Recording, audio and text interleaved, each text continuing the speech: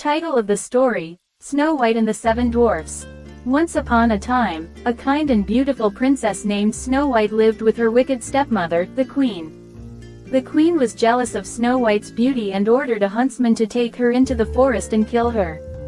But the huntsman, moved by Snow White's kindness, let her go. Lost in the woods, Snow White found a small cottage belonging to 7 dwarfs. They welcomed her to stay, and she lived happily with them. However, the queen, using magic, discovered Snow White was still alive. Disguising herself as an old woman, she gave Snow White a poisoned apple, which put her into a deep sleep. The dwarfs were heartbroken, but one day, a prince passed by, saw Snow White, and kissed her. The magic broke, and Snow White woke up. She and the prince lived happily ever after, while the wicked queen was never heard from again.